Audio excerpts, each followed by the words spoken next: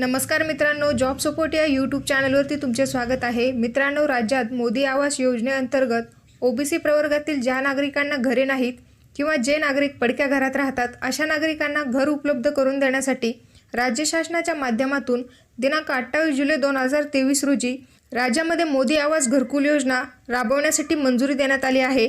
या संदर्भात एक नवीन अपडेट प्रसिद्ध झालेले आहे, ते आपण आज या व्हिडिओच्या माध्यमातून पाहणार आहोत। तर व्हिडिओ तुम्ही संपूर्ण पहा। चॅनलवर का जर तुम्ही पहिल्यांदाच आला असाल तर चॅनलला सबस्क्राइब करा, व्हिडिओ आवडल्यास लाईक करा। असेच नवीन व्हिडिओ आम्ही तुमच्यासाठी घेऊन येत असतो।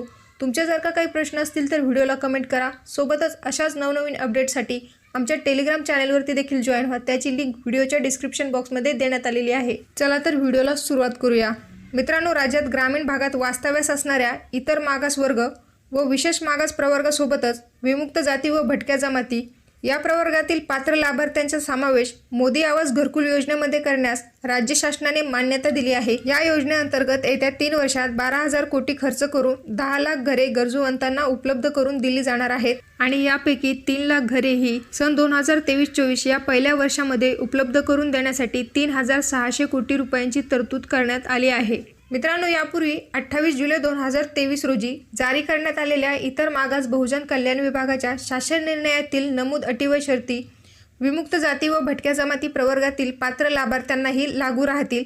या योजनेअंतर्गत लाभ घेणाऱ्या विमुक्त जाती व भटक्या जमाती प्रवर्गातील लाभार्थ्यांनी यशवंतराव चव्हाण मुक्त वसाहत योजना व पुण्यश्लोक अहिल्याबाई होळकर घरकुल योजनेचा लाभ घेतलेला नसावा, अशी अट या नव्या शासन निर्णयामध्ये नमूद करण्यात आली आहे। या शासन निर्णयामुळे आता राज्यातील विमुक्त जाती व भटक्या जमातीच्या पात्र लाभार्थ्यांचे घराचे स्वप्न साकार होईल। यासाठीचा महत्त्वपूर्ण असा हा शासन निर्णय 30 जानेवारी 2024 रोजी प्रसिद्ध करण्यात आलेला आहे। या शासन निर्णयाच्या माध्यमातून ग्रामीण भागात वास्तव्य करत असणाऱ्या इतर मागास वर्ग व विशेष मागास प्रवर्गासोबतच विमुक्त जाती व भटक्या जमाती या प्रवर्गातील पात्र लाभार्थ्यांचा समावेश मोदी आवास घरकुल योजनेमध्ये करण्यात आलेला आहे। तर मित्रांनो, ही होती मोदी आवास घरकुल योजनेसंदर्भात अत्यंत महत्त्वपूर्ण अशी अपडेट।